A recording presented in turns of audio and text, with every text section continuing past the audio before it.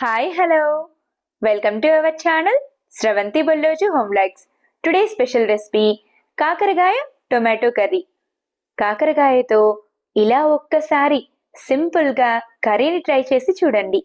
కాకరకాయ తినని వాళ్ళు కూడా ఇలా చేసి పెట్టారంటే ఎంతో ఇష్టంగా తింటారు. అంతేకాకుండా ఈ కర్రీ 1 నుంచి 3 రోజుల పాటు బయట ఉంచినా నిల్వ ఉంటుంది. అదే ఫ్రిడ్జ్లో పెట్టినట్టయితే 4 నుంచి 5 రోజుల పాటు నిల్వ ఉంటుంది.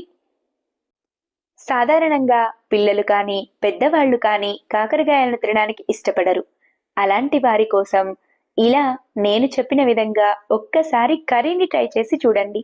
వద్దన్న వారే ఎంతో ఇష్టంగా తింటారు.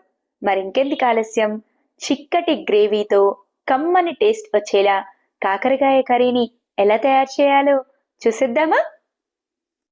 కర్రీని ప్రిపేర్ చేయడం కోసం ముందుగా కాకరకాయలను తీసుకోండి. నేను తీసుకున్న కాకరకాయల వెయిట్ వచ్చేసి 500 గ్రామ్స్ వరకు ఉంటాయి.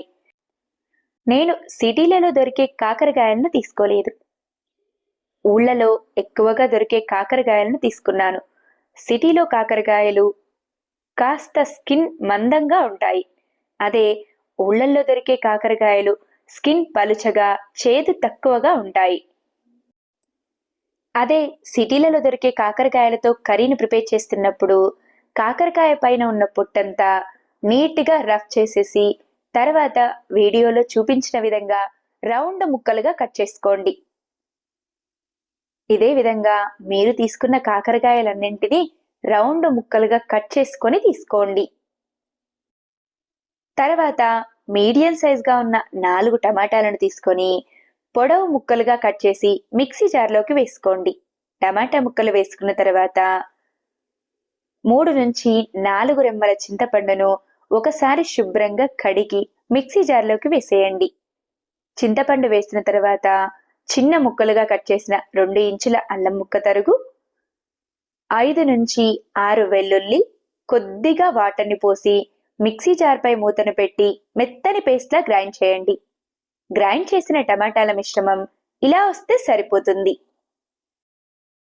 తర్వాత స్టవ్ వెలిగించి ప్యాన్ను పెట్టుకుని 2 టేబుల్ స్పూన్ల ఆయిల్ను వేయండి. ఆయిల్ కాస్త హీట్ అయిన తర్వాత ముందుగానే కట్ చేసి పెట్టిన కాకరకాయ ముక్కలను వేసి స్టవ్ని మీడియం ఫ్లేమ్లో ఉంచి కలుపుతూ ఫ్రై చేయండి. కాకరకాయలు కాస్త ఫ్రై అయిన తర్వాత బౌల్పై మూతను పెట్టి స్టవ్ని లో ఫ్లేమ్లో ఉంచి 10 నిమిషాల వరకు ఉడికించండి. కాకరకాయలను ఎక్కువగా ఉడికించాల్సిన అవసరం లేదు.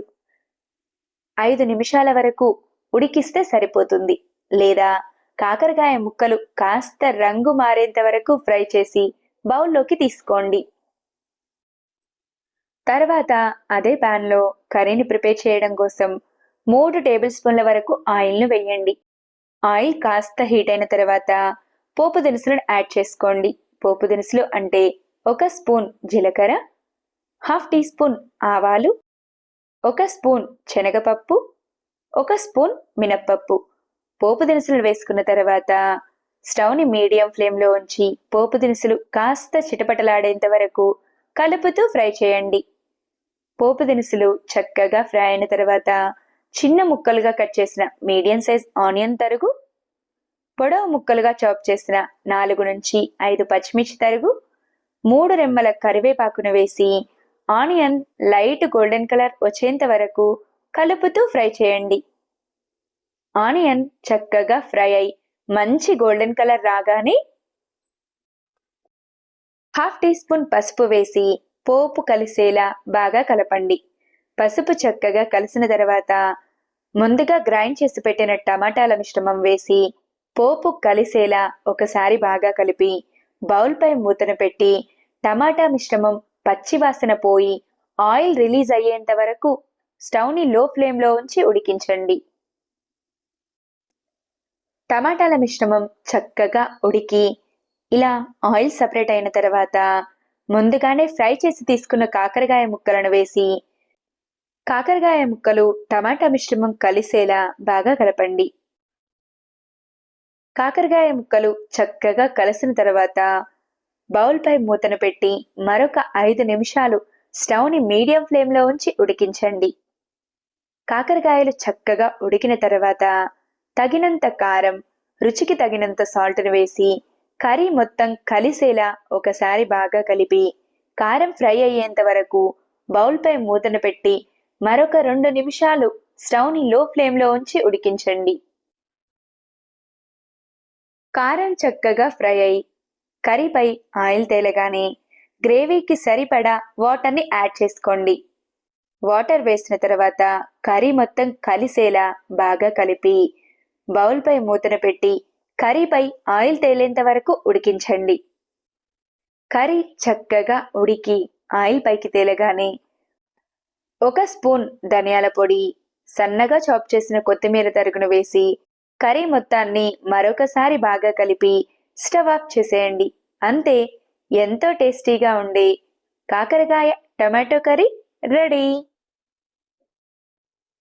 చిక్కటి గ్రేవీతో కమ్మని టేస్ట్ వచ్చేలా కాకరకాయ ఇష్టపడని వారు కూడా ఎంతో ఇష్టంగా తినేలా సింపుల్గా కాకరకాయ టొమాటో కర్రీని ఎలా ప్రిపేర్ చేయాలో చూసారు కదా.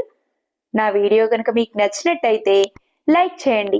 ఇలాంటి మరెన్నో ఇంట్రెస్టింగ్, టేస్టీ, హెల్దీ రెసిపీస్ కోసం నా ఛానల్ని సబ్స్క్రైబ్ చేయండి. ఈ కాకరకాయ టొమాటో కర్రీని మీరు కూడా తప్పకుండా ట్రై చేసి ఎలా వచ్చిందో కామెంట్ చేయండి. Thanks for watching.